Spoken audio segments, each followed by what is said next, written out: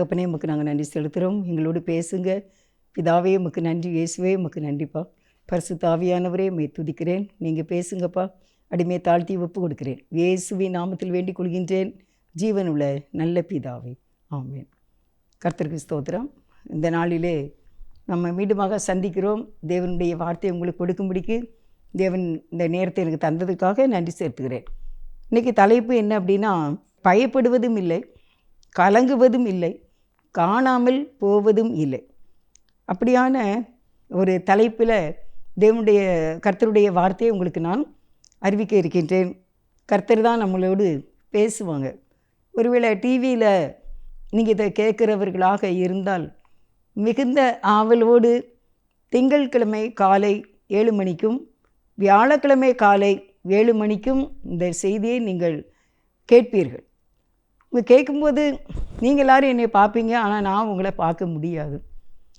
கர்த்தருடைய வார்த்தை நமக்கு மிக இன்பமானது. அது நம்மை ஆசீர்வதிக்கக்கூடியதாக இருக்கிறது. இப்போ எரேமியா 23வது அதிகாரம் 4வது வசனம். அவைகளை மேய்க்கத்தக்கவர்களையும் அவைகள் மேல் ஏற்படுத்துவேன். இனி அவைகள் பயப்படுவதும் இல்லை, கலங்குவதும் இல்லை, காணாமல் போவதும் இல்லை என்று கர்த்தர் சொல்லுகிறார். அருமையான தேவனுடைய மக்களே, உங்களை பார்த்து இன்றைக்கு தேவன் ஒரு வார்த்தை சொல்லுகின்றார். என்ன அப்படின்னா, நீ பயப்பட மாட்ட, அடுத்து நீ கலங்குவதும் இல்லை, நீ காணாமல் போவதும் இல்லை. எவ்வளவு சூப்பராக இருக்குது பாருங்கள். ரொம்ப சூப்பரான ஒரு வார்த்தை. நம்ம பயப்படக்கூடிய சூழ்நிலை நம்முடைய வாழ்க்கையில் சந்திக்கிறோம். நம்ம கலங்கக்கூடிய சிச்சுவேஷனில் சில சமயம் நம்ம காணப்படுகிறோம். இல்லைன்னா யாரும் சொல்ல முடியாது. ஏதாவது ஒரு சூழ்நிலை வரும்போது நம்ம கலங்குகின்றோம். நம்ம காணாமல் போய் விடுவோமோ என்று கூட நினைக்கிறோம். நான் ஒரு சம்பவத்தோடு இந்த செய்தியை ஆரம்பிக்கின்றேன். 1988 6/90 1990 ஏறக்குறைய அந்த நாட்களிலே என்னுடைய வாழ்க்கையிலே நடந்த ஒரு காரியத்தை உங்களுக்கு நான் சொல்லுகின்றேன். காலையில் காப்பி போடுவதற்காக நான் எழுந்து ஸ்டவ்வை பற்ற வச்சுட்டு நான் கருப்பட்டியை பார்க்கேன். கருப்பட்டி இல்லை. கருப்பட்டி 100 கிராம் 5 ரூபா. காப்பி தூள் 2 பைசா. இது போதும், 5 பேர் குடிக்கலாம் தாராளமாக இந்த காப்பியை, பால் இல்லாமல். அதற்கு நான் பார்க்கிறேன், எங்கள் வீட்டில் கருப்பட்டி இல்லை, காப்பித்தூளும் இல்லை. இது வாங்கிறதுக்கு 5 ரூபாயும் ஒரு 2 பைசாவும் வேணும். இது பணம் இல்லை. அப்போ நான் என்னுடைய பிள்ளைகளை பள்ளிக்கூடத்துக்கு அனுப்ப வேண்டும். எல்லாம் 10 வயசு 12 வயசு 9 வயசு அப்படி பிள்ளைகள் இருக்காங்க. நான் ஸ்கூலுக்கு அனுப்பணும். அப்படி நான் கீழே உட்கார்ந்தேன். ஒரு வார்த்தை சொன்னேன். வானத்தையும் பூமியையும் வார்த்தையால் படைத்தாராம், காப்பி போட 5 ரூபாய் இல்லை அப்படின்னு நான் சொன்னேன். என்னுடைய வாயினால் அந்த வார்த்தையை நான் சொன்னேன். என்ன வார்த்தை சொன்னேன்னா, வானத்தையும், இவ்வளோ பெரிய வானத்தையும் இவ்வளோ பெரிய பூமியையும் படைத்தாராமா, எனக்கு இப்போ காப்பி போடுறதுக்கு 5 ரூபாய் இல்லை. அப்படி நான் சொன்ன உடனே எனக்கு மனசுக்குள்ளே கர்த்தர் எனக்கு ஒரு பாடம் எடுத்தார். என்ன பாடம் எடுத்தார் அப்படின்னா, உங்களுக்கு இப்போ நான் வாசித்து காட்டுறேன். என்னாகமம் 11வது அதிகாரம் 4வது வசனம். பின்பு அவர்களுக்குள் இருந்த பல ஜாதியான அந்நிய ஜனங்கள் மிகுந்த இச்சையுள்ளவர்கள் ஆனார்கள். இஸ்ரவேல் புத்திரரும் திரும்ப அழுது, நமக்கு இறைச்சியை கொடுப்பவன் யார்? நாம் எகிப்திலே கிரயமில்லாமல் சாப்பிட்ட மச்சங்களையும் வெள்ளரி காய்களையும் கொம்மட்டிகளையும் கீரைகளையும் வெங்காயங்களையும் வெள்ளை பூண்டுகளையும் நினைக்கிறோம். இப்பொழுது நம்முடைய உள்ளம் வாடி போகிறது. இந்த மன்னாவை தவிர நம்முடைய கண்களுக்கு முன்பாக வேறொன்றும் இல்லையே என்று சொன்னார்கள். அருமையானவர்களே, என்னாகமம் 11வது அதிகாரம் 4வது 5வது 6வது வசனம் வீதமாக சொல்லுகிறது, இஸ்ரவேல் ஜனங்கள் எகிப்திலே அடிமைகளாக இருந்தார்கள். அவர்களை ஆண்டவர் மோசேயை கொண்டு அழைத்து செங்கடலை கடந்து வெளியே வந்து விட்டார்கள். அவர்களுக்கு தேவையான தேனை விட ருசியான ஒரு பலகாரம் தினமும் கொடுக்கப்படுகின்றது. அவர்கள் உழைக்க வேண்டாம், படிக்க வேண்டாம், எழுத வேண்டாம், கணக்கு பார்க்க வேண்டாம், போலீஸாக வேண்டாம், எதுவுமே செய்ய வேண்டாம். டெய்லி எந்திரிச்ச உடனே காலையில் மன்னா தான் சாப்பிட வேண்டியதுதான். எப்போ மேகஸ்தம்பம் எழும்புதோ அப்போ இவர்கள் எழுந்திருக்க வேண்டும். மேகஸ்தம்பம் இறங்கும் போது இருக்க வேண்டும். வேறு எந்த வேலை வெட்டியும் கிடையாது. தோட்டத்துக்கு போகணுமா கிடையாது, பள்ளிக்கூடத்துக்கு படிக்க போகணுமா கிடையாது, ஆசிரியராக கிடையாது, கப்பல் ஓட்ட போகணுமா இல்லை, ஃப்ளைட் ஓட்ட போகணுமா இல்லை, எந்த வேலையுமே இல்லாமல் ஒரு சுக ஜீவிகளாக தேவன் அவர்களை வைத்திருந்தார். ஆனால் அவர்கள் மாமிசத்துக்குரிய எண்ணங்களை அவர்கள் நினைத்தார்கள். அடிமையாக வாழ்ந்த வாழ்க்கையை தேவன் ஆசீர்வாதமாக மாற்றி இருக்கிறார் என்பதை மறந்து அவர்கள் என்ன காய்களை தேடுகிறார்கள்? மீன், மச்சோன்னா மீன், வெள்ளரிக்காய், எல்லாமே வெஜிடபிள் தான். வெள்ளரிக்காய், கொம்மட்டிக்காய், கீரை, வெங்காயம், வெள்ளைப்பூடு, இதே நாங்கள் இதெல்லாம் அங்கே சாப்பிட்டோமே. இங்கே இந்த மன்னாவை தவிர வேறு எதுவுமே இல்லை. இது எங்களுக்கு பிடிக்கவே இல்லை, ரொம்ப வெறுப்பாக இருக்குது அப்படின்னு இதில் எழுதியிருக்கு. இந்த வசனத்தை நான் வாசித்திருக்கேன். நான் வாசிக்கும் போது என்ன நினச்சேன்னு தெரியுமா? ஒரு வேலை கூட செய்யாமல் உலை வைக்கணும், சோறு பொங்கணும், வடிக்கணும், திருப்பி குழம்புக்கு மசாலா அரைக்கணும், இப்படிலாம் வேலையே இல்லாமல் இந்த மன்னாவை சாப்பிட்டுட்டு இந்த ஜனங்கள் இருக்க வேண்டியது தானே. எதுக்கு இவ்வளவு ஆர்ப்பாட்டம்? சரி, ரொம்ப மோசம் அப்படின்னு நான் சொல்லியிருக்கேன் மனசில். நீங்கள் இன்னும் இதே என்னாகமம் 11வது அதிகாரத்தில் 10வது வசனம், அந்தந்த வம்சங்களை சேர்ந்த ஜனங்கள் தங்கள் தங்கள் கூடார வாசலில் நின்று அழுகிறதை மோசே கேட்டான். கர்த்தருக்கு மிகவும் கோபம் மூண்டது, மோசேயின் பார்வைக்கும் அது பொல்லாப்பாய் இருந்தது. இந்த ஜனங்கள் இப்படிப்பட்ட இந்த காய்கறிகள் எங்களுக்கு இல்லை, மீன் இல்லை அப்படின்லாம் சொல்லி அவங்க எங்கே நின்று அழுதாங்களாம் அப்படின்னா, வீட்டு வாசலில் முன்னால் நின்று ரொம்ப அழுறாங்க. 40 லட்சத்துக்கு அதிகமான ஜனங்கள் வாசலில் நின்று அழும்போது எவ்வளவு மனசுக்கு கஷ்டமாக இருக்கும் அந்த மோசேக்கு.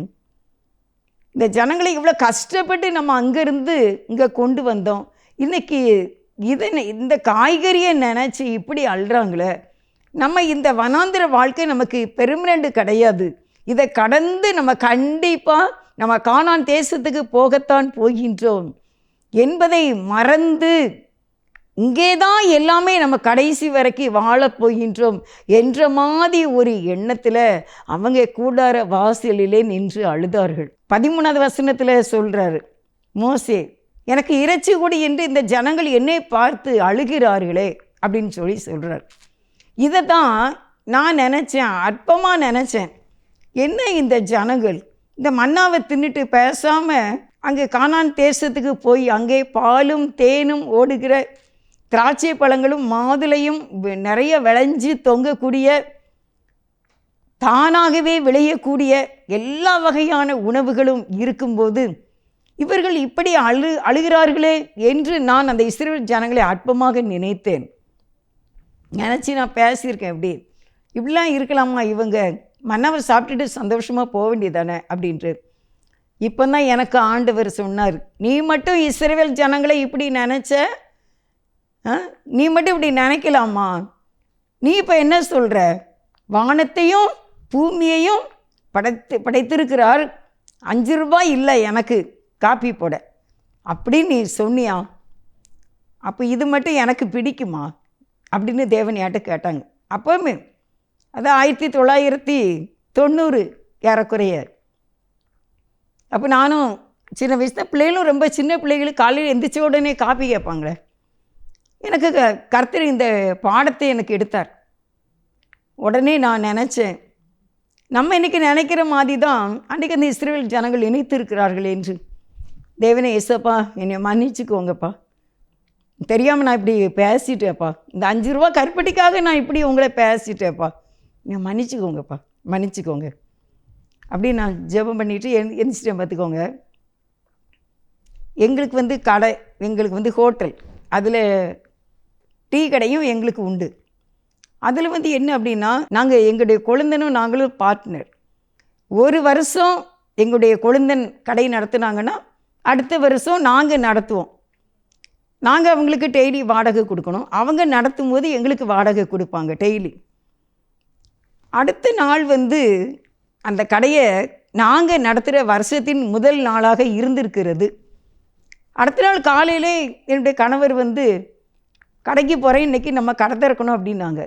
கடை திறக்கணுமா அப்படின்னு நினச்சி எனக்கு தெரியல, இது அவங்க அண்ணன் தம்பிக்குள்ளே பேசியிருக்காங்க. என்னுடைய கணவர் காலையிலே போய் கடை திறந்து ஏறக்குறைய விடியகாலம் 5 மணிக்கு கடை திறந்துருவாங்க.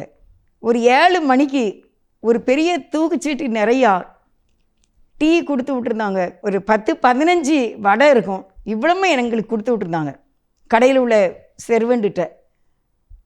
அதுக்கு பிறகு டெய்லி காலையில் 6 மணிக்கு என் மகன் போய் அதுக்குன்னு ஒரு தூக்குச்சீட்டி நான் வாங்கினேன்.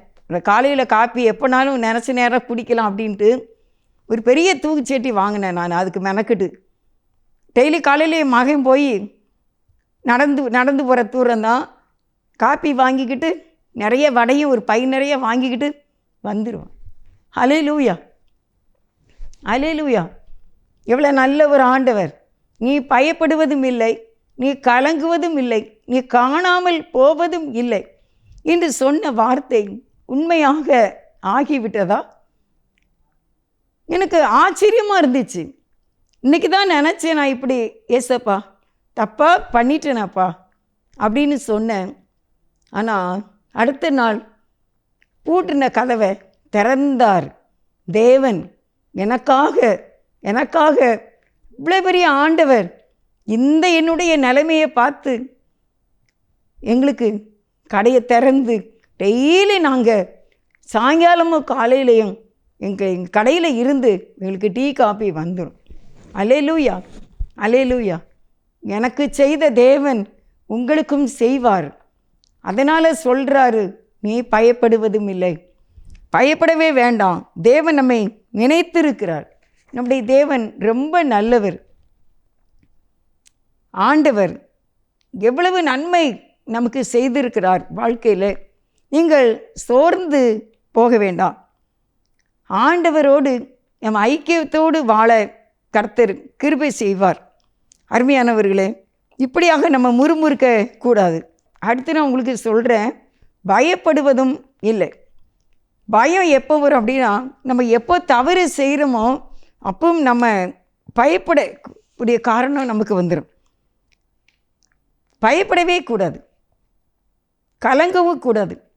பயம் எப்போ வரும் தெரியுமா? நம்ம தவறு செய்யும்போது நம்முடைய இருதயத்தில் பயத்தின் ஆவி ஆட்கொன்றும்.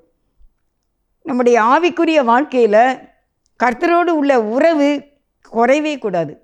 எப்படி நீங்கள் எத்தனை லட்சத்துக்கு வீடு கட்டினாலும் 5 ஆண்டுகளுக்கு ஒரு முறை நம்முடைய வீட்டை பெயிண்டெல்லாம் அடித்து அதை திருப்பியும் புதுப்பிக்க வேண்டும், மெயின்டைன் பண்ணிக்கிட்டே இருக்கணும்.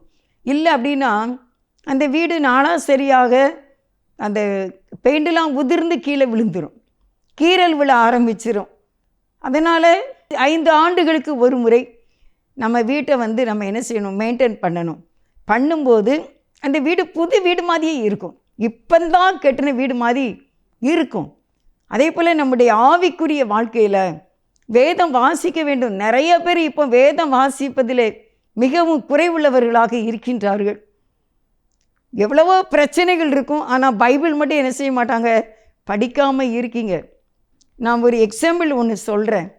நான் புஸ்தகத்தில் படித்தேன்னா இல்லை கேட்டேன்னா ஞாபகம் இல்லை. ஒரு பெரிய மீட்டிங் நடக்க இருந்துச்சாமா வெளிநாட்டில். பெரிய மீட்டிங்னா லட்சக்கணக்கான மக்கள் கூடக்கூடிய ஒரு ப்ரேயர் மீட்டிங் அரேஞ்ச் பண்ணியிருந்திருக்காங்க. அதாவது இராணுவம் வந்து என்ன செய்திருக்கு, மிலிட்ரி வந்து இந்த நாட்டில் இப்படி ஒரு கிறிஸ்டின் ப்ரேயர் மீட்டிங் நடக்கக்கூடாது அப்படின்னு சொல்லி சுற்றி இராணுவம் இறங்கிட்டாமா.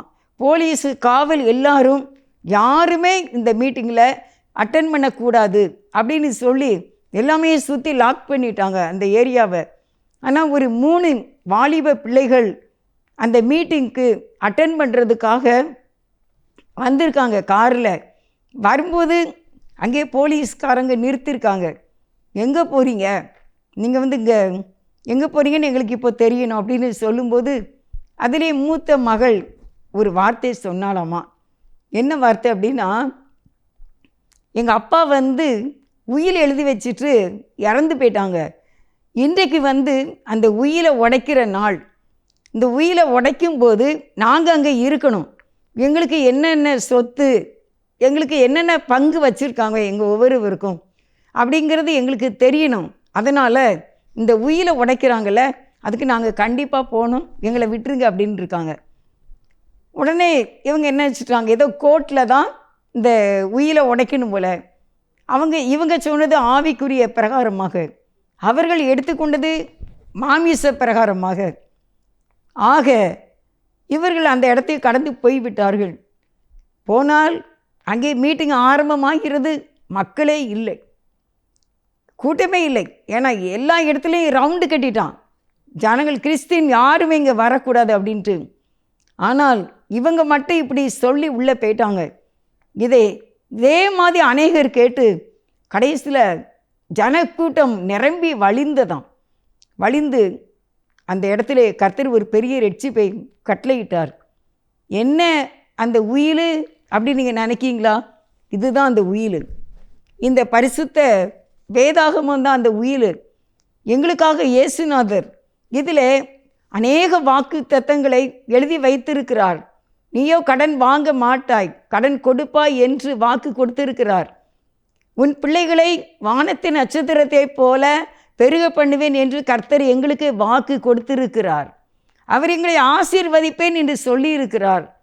உங்களை யாராவது சாபம் சொன்னாங்கன்னா அந்த சாபத்தை நான் ஆசீர்வாதமாக மாற்றுவேன் என்று சொல்லியிருக்கிறார். உன் நோய்களை எல்லாம் உன்னை விட்டு நீக்கி உனக்கு தீர்க்க ஆயுசை கொடுப்பேன் என்று கர்த்தர் எங்களுக்கு வாக்கு பண்ணியிருக்கிறார். அதுதான் இந்த உயில். இந்த வேத வசனத்தில் உள்ள அடிப்படையில் தான் இன்றைக்கு நான் வாழ்ந்து கொண்டு இருக்கின்றேன். அநேகர் எங்களோடு கூட நிறைய பேர், இன்னும் எத்தனையோ லட்சக்கணக்கான மக்கள் இந்த வசனத்திலே இன்றைக்கு வாழ்ந்து கொண்டு இருக்கின்றார்கள். இது நமக்கு ஏசப்பா எழுதி வச்ச ஒரு பெரிய உயில் என்று நான் உங்களுக்கு சொல்கிறேன். இது அதனால தான் சொல்கிறார், நீ காணாமல் போவதும், நீ பயப்படுவதும் இல்லை, நீ கலங்குவதும் இல்லை. ஏனென்றால் வேதம் சொல்லுகிறது, நீ பிழைத்து கொள்வாய். நான் ஒரு தடவை ரொம்ப சுகமில்லாமல் இருக்கும்போது கண்டிப்பாக நான் இறந்துருவேன்னு நினச்சேன். 2020க்கு பிறகு தான் இந்த கிராஸ் டிவியில் எனக்கு கர்த்தர் இந்த ஊழியத்தைக்கு எனக்கு அழைப்பு கொடுத்தாங்க. இந்த கிராஸ் டிவி ஓனர் வீட்டில் என்னை கூப்பிட்டாங்க.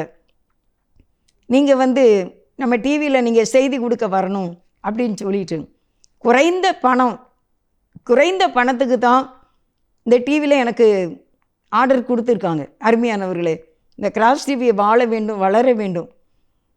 அதுக்கு பிறகு தான் அந்த டிவிக்கு நான் வந்தேன். அதுக்கு முன்னால் இந்த 2020லலாம் நான் பிழைக்கவே மாட்டேன் அப்படின்னு தான் நினச்சிருந்தேன். அவ்வளோ பெரிய ஒரு ஆப்ரேஷன் எனக்கு நடந்துச்சு. ஆனால் அந்த தூத்துக்குடியில் உள்ள ஏவிஎம் ஆஸ்பத்திரியில் டோரஸ் அந்த மேடம் தான் அங்கே இருக்காங்க. அவங்க தான் எனக்கு ஆப்ரேஷன் பண்ணாங்க. அவங்க சொன்னாங்க, உங்களுடைய கர்ப்பப்பையில் ஒரு பெரிய மிராக்கிள் நடந்திருக்கிறது, நான் தனியாக உங்கள்கிட்ட பேசுவேன், அவ்வளோ பெரிய ஒண்டர்ஃபுல் நடந்திருக்கிறது என்று சொன்னார்கள். தேவன் என்னை காப்பாற்றினார். அப்பொழுது எனக்கு வசனம் கொடுத்தார், நீ பிழைப்பாய் என்று கர்த்தர் என்னோடு பேசினார். நீ பிழைச்சிக்கிடுவ அப்படின்னு ஆண்டவர் என்னோடு சொல்லியிருந்தாங்க அதுக்கு முன்னாலேயே. அப்போ எனக்கு இந்த உயிலை எழுதப்பட்டது, நீ பிழைத்து கொள்வாய் என்று. அதுக்கு பிறகு இத்தனை ஆண்டுகளாக நான் கர்த்தருடைய வார்த்தையை சுகத்தோடு சொல்ல தேவன் எனக்கு கிருபை செய்திருக்கிறார். அருமையானவர்களே, நாம் பயப்பட தேவையே இல்லை. நாம் தேவனிடத்திலே பேச வேண்டும், அவரிடத்திலே நம்ம ஜெபிக்க வேண்டும், அவரை நோக்கி கூப்பிட வேண்டும். இயேசுவே, எனக்கு இப்படி ஒரு இக்கட்டான நிலைமை, வயது ஆகிதான் கொண்டு இருக்கும், முதுமை தானாகவே வரத்தான் செய்யும். ஆனாலும் வேதம் சொல்லுகிறது, உன்னை ஏந்துவேன், உன்னை தாங்குவேன், உன்னை சுமப்பேன் என்கின்றார். உன் நரைமயிரும் முதிர் வயதும் ஆகும் வரைக்கும் நான் உன்னை ஏந்துவேன் என்று சொல்லுகின்றார்.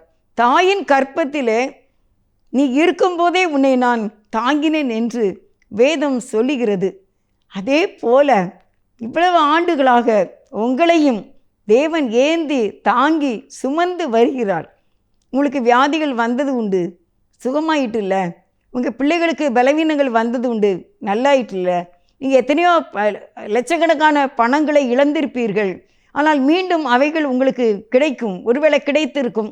இல்லைன்னா அந்த லட்சக்கணக்கான பணம் கோடி நீங்கள் இழந்திருந்தால் கூட அந்த இழந்த பணத்தை நீங்கள் திரும்பவும் பெற்றுக்கொள்வீர்கள். சரீரத்திலே அற்புத சுகத்தை நீங்கள் பெற்றுக்கொள்வீர்கள். நீங்கள் நிலங்களை இழந்திருந்தால், வீடு வாசலை இழந்திருந்தால், உங்களுக்கு வாக்கு கொடுக்கப்பட்ட அந்த நிலங்கள், அந்த வீடுகள், அந்த சொத்து சுகங்கள் திரும்ப வரும். அதுதான் வேதம் சொல்கிறது. நீ பயப்பட வேண்டாம், நீ கலங்குவதும் இல்லை, நீ பயப்படுவதும் இல்லை என்று கர்த்தர் சொல்லுகின்றார். அதனால் அருமையானவர்களே, இன்றைக்கு ஆண்டவருடைய சமூகத்தில் அவரை நோக்கி நம்ம பார்க்க வேண்டும். அடுத்தபடியாக நான் உங்களுக்கு சொல்கிறேன், நாம் காணாமல் போவதும் இல்லை. காணாமல் போவதும் இல்லை என்று அப்படின்னா, 100 ஆடிலே ஒரே ஒரு ஆடு காணாமல் போய்விட்டது. அந்த ஆடு தேவன் அதை கண்டுபிடித்து கொண்டு வந்தார். அடுத்து நீங்கள் பார்த்தீங்கன்னா வெளிப்படுத்தல் 20வது அதிகாரம் 15வது வசனத்தை உங்களுக்கு வாசிக்கிறேன். வெளிப்படுத்தல் 20:15 என்ன சொல்லியிருக்கு அப்படின்னா, ஜீவ புஸ்தகத்தில் எழுதப்பட்டவனாக காணப்படாதவன் எவனோ அவன் அக்கினி கடலிலே தள்ளப்பட்டான். காணாமல் போவதும் இல்லை என்ற அடுத்த வசனத்தில் நம்ம பார்க்குற அடுத்த வார்த்தை அதில் என்னதாமா, ஜீவ புஸ்தகம் என்று ஒரு புஸ்தகம் இருக்கின்றது. நம்ம கடந்த நாளில் கூட ஒரு வீடியோவில் அதை போட்டிருந்தோம். ஜீவ புஸ்தகங்கள் அப்படின்னு போட்டிருந்தோம். அந்த புஸ்தகத்தில் 3 விதமான புத்தகங்களை அதிலே நம்ம சொல்லி இருந்தோம். இப்போ இதுவும் ஜீவ புஸ்தகம்தான். இந்த புஸ்தகத்திலே பெயர் எழுதப்பட்டவனாக காணப்படாதவன் எவனோ அவன் அக்கினியும் கந்தகமும் எரிகிற கடலிலே தள்ளப்பட்டான். ஆனால் கர்த்தர் சொல்லுகிறார், நீ காணாமல் போவதும் இல்லை, பயப்படுவதும் இல்லை, கலங்குவதும் இல்லை, காணாமல் போவதும் இல்லை. 3 காரியத்தை சொல்கிறார். அருமையானவர்களே, நீங்கள் எங்கே காணாமல் போக மாட்டீர்கள் என்று உங்களுக்கு சொல்லுகிறேன். ஜீவ புஸ்தகத்திலே நம்முடைய பெயர் எழுதப்பட்டு இருக்கும். நாம் அங்கே காணாமல் போவதும் இல்லை. எப்படியானாலும் ஒரு நாள் நாம் மரணத்தை சந்தித்து தான் ஆக வேண்டும். தேவனுடைய ராஜ்யத்திலே நாம் வாழத்தான் வேண்டும். இங்கே பிறந்ததே நம்ம பரலோக ராஜ்யத்தில் வாழத்தான். இன்னொரு அழகான ராஜ்யம் உலகத்தை தேவன் வைத்திருக்கின்றார். அந்த உலகத்தை ஆள்வதற்கு மனிதர்களாகிய நம்மை இந்த உலகத்திலே ஆண்டவர் படைத்திருக்கிறார். நல்ல பெற்றோரை உங்களுக்கு தந்து, நல்ல கணவன் மனைவியை இணைத்து, நல்ல பிள்ளைகளை தந்து, நாம் இப்படியாக ஒரு கால்குலேட் பண்ணி நம்ம வாழ வேண்டும். திட்டங்கள் தீட்டி நம்ம வாழ வேண்டும். ஏனோ தானென்று ஒரு மிருகத்தினுடைய வாழ்க்கை போல நம்முடைய வாழ்க்கை இருக்கக்கூடாது. அது பாதையில் போகாது, இஷ்டத்துக்கு போகும். ஆனால் மனிதன் அப்படி இல்லை. நமக்குன்னு சில சட்டத்திட்டங்கள் கவர்மெண்ட் வச்சிருக்காங்க. சட்டத்திட்டங்கள் எழுதப்பட்டிருக்கிறது. வேதத்திலேயும் அநேக சட்டங்கள் நமக்கு எழுதப்பட்டிருக்கிறது. இதன்படி தான் வாழ வேண்டும். சட்டத்தின்படி யுத்தம் பண்ணாவிட்டால் முடி சூட்டப்பட முடியாது. ஒரு வீராங்கனை ஓட்ட பந்தயத்திலே ஓடினார்கள். எல்லாருக்கும் மேலாக அவர்கள் ஓடி பரிசை பெற்றுவிட்டார்கள். ஆனால் கேமராவில் பார்க்கும்போது அவங்க தன்னுடைய பாதையில் ஓடலை, அடுத்த பாதையில் ஓடி அவர்கள் முன்னால் வந்து விட்டார்கள். அதை கேமராவில் பார்த்து அவர்களுக்கு அந்த பரிசை திரும்பி வாங்கி விட்டார்கள். ஏன்னா அவங்களுக்குன்னு நியமித்த அந்த ஓட்டத்தில் அவங்க ஓடலை, திசை மாறி விட்டார்கள், ட்ராக்கு மாறிவிட்டாங்க. ட்ராக்கு மாறினா வெற்றி கிடைக்காதுல்ல. நம்மளும் இன்றைக்கி அப்படி தான். நம்ம ட்ராக்கில் தான் நம்ம போகணும். நம்ம குடும்பத்தில் நம்ம எப்படி இருக்கணும், நமக்கு ஒரு பழக்க வழக்கங்கள் உண்டு. பிள்ளைகள் வராங்க, ஸ்கூலுக்கு போய்ட்டு வந்த உடனே ஷூ எங்கே வைக்கணும், சாக்ஸு எங்கே போடணும், லஞ்சு பேக்கை எங்கே எடுத்து வைக்கணும், யூனிஃபார்மை எங்கே கலத்தி போடணும், அடுத்த நாள் காலையிலுக்கு எப்படி அரேஞ்சு பண்ணணும் அப்படின்னு இருக்குது. காலையில் எந்திரிச்ச உடனே சில வீட்டில், எல்லா வீட்லேயும் காலையில் எந்திரிச்ச உடனே முத்தம் தெளிப்பாங்க. அதுக்கப்புறம் பார்த்திங்கன்னா சமையல் ஆரம்பிப்பாங்க. நமக்குன்னு சில ஒழுங்குகள் இருக்கின்றது. அதுதான் வீடு, அதுதான் குடும்பம். தேசமும் அப்படி தான், பள்ளிக்கூடமும் அப்படி தான், காலேஜும் அப்படி தான், ஆஸ்பத்திரியும் அப்படி தான். அதுக்குன்னு ஒரு சீட்டு வாங்கணும், அதுக்குன்னு ஒரு டோக்கன் எடுக்கணும், அங்கே வேலை பார்க்குறவங்க ஒரு ஐடென்டி கார்டு போடணும், அந்த டாக்டர் உள்ளே இருக்கிற டாக்டருடைய பெயர் நேம் வெளியே எழுதியிருக்கணும், அவங்க எதுக்கு பார்க்குற டாக்டர்னு எழுதியிருப்பாங்க. எல்லாமே ஒழுங்கு கிரமமாக இந்த பூமிக்குரிய காரியமே இப்படி இருக்குமானால் நம்ம என்னென்னைக்கு அழியாத அந்த பரலோக ராஜ்யத்துக்கு நம்ம போகிறதுக்கும் நமக்கு சில ஒழுங்குகளை தேவன் வைத்திருக்கின்றார். நீங்கள் எழுந்தவுடன் பைபிள் படிக்க வேண்டும். உங்களுக்கு அதுதான் வாழ்வு, அதுதான் வாழ்வு தரும் வார்த்தை. இந்த வார்த்தையிலே நம்ம பிழைத்து கொள்ளலாமே. அதனால தான் நான் இவ்வளோ வயசானாலும் நான் வந்து உட்கார்ந்து உங்களுக்கு சொல்லிக்கிட்டு இருக்கேன். அந்த வேர்டு தான், வார்த்தை மாமிசமானார், அவர் நமக்குள்ளே வந்தார். அவருடைய மாம்சத்தை புசித்து இரத்தத்தை நீங்கள் பானம் பண்ண வேண்டும், நீங்கள் நன்மை வாங்க வேண்டும், நீங்கள் திருவிருந்திலே பங்கு கொள்ள வேண்டும். கண்டிப்பாக நீங்கள் பிரெஸ்டீஜெலாம் பார்க்கக்கூடாது, எதையுமே பார்க்கக்கூடாது. எனக்கு தேவன் வேணும். கடைசி நாளிலே அவர் பண்ணின அந்த கட்டளை வியாழன், அதை நம்ம ஒவ்வொரு நாட்களிலும் வாரங்களிலும் அதை நாம் கண்டிப்பாக அனுசரிக்க வேண்டும், ஆசரிக்க வேண்டும். அப்பொழுது நமக்கு அந்த அழியாத நித்திய ஜீவனை அவர் நமக்கு தர வலிமையுள்ளவராக இருக்கின்றார். ஒரு நாள் இயேசு அழைப்பார் நம்ம அங்கே. அதனால் இப்பொழுதே நாம் அவரோடு கூட ஐக்கியப்பட்டு வாழ வேண்டும். காணாமல் போன ஆடு போல் அல்ல, காணாமல் போன வெள்ளிக்காசு போல் அல்ல, காணாமல் போன ஊதாரி மைந்தனை போல் அல்ல. உம்முடைய பக்கத்திலே நான் இருப்பேன் ஆண்டவரே, உங்கள் கூடவே இருப்பேன். அதான் ஆண்டவர் சொல்கிறாரு, நீ பயப்படவும் வேண்டாம், நீ கலங்கவும் வேண்டாம், நீ காணாமல் போகவும் மாட்டாய் என்று இன்றைக்கு கர்த்தர் நமக்கு வாக்கு கொடுக்கிறார். அல்லேலூயா, அல்லேலூயா. நம்ம காணாமல் போக மாட்டோம். இந்த உலகத்துலேயும் நம்ம இயேசுவோடு கூட இருப்போம். நம்ம குடும்பங்களோடு ஆயுசோடு தீர்க்க ஆயுசோடு இருப்போம்.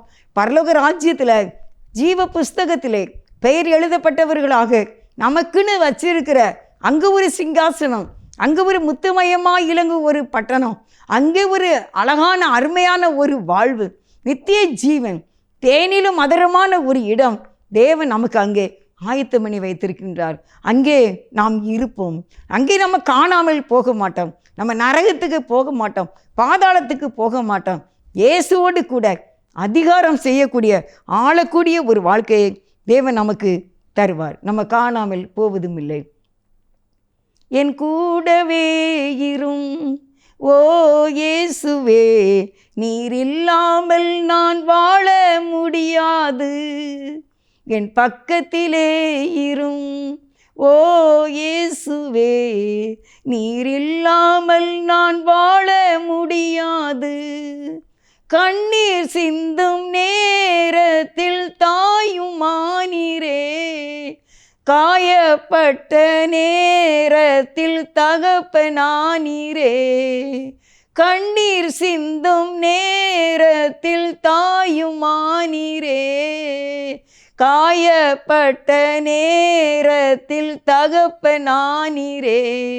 என் அப்பாவும் நீரே, என் அம்மாவும் நீரே, எனக்கு எல்லாமே நீங்க தானப்பா. என் அப்பாவும் நீரே, என் அம்மாவும் நீரே, எனக்கு எல்லாமே நீங்க தானப்பா. என் கூடவே இரும் ஓ இயேசுவே, நீர் இல்லாமல் நான் வாழ முடியாது. என் பக்கத்திலே இரும் ஓ இயேசுவே, நீர் இல்லாமல் நான் வாழ முடியாது. ஏசப்பா நம்ம பக்கத்திலே இருப்பாங்க. நம்ம ஏசப்பா பக்கத்திலே இருப்போம், ஆசீர்வாதமாக இருப்போம், வாழ்ந்திருப்போம். நோயில்லாத வாழ்க்கை, தீர்க்காயுசு, சமாதானம், சந்தோஷம் தந்து தேவன் நம்மை ஆசீர்வதிப்பார். நேசிக்கிற தகப்பனே, நாங்கள் பயப்பட மாட்டோம், நாங்கள் காணாமல் போக மாட்டோம், நாங்கள் கலங்க மாட்டோம். ஏனென்றால் நீங்கள் எங்கள் கூட இருப்பதற்காக உங்களுக்கே ஸ்தோத்திரம். நன்றி ஏசப்பா. எல்லாரையும் ஆசீர்வதிங்க. இயேசுவின் நாமத்தில் வேண்டிக் கொள்கின்றேன், ஜீவனுள்ள நல்ல பிதாவே. ஆமீன். God bless you.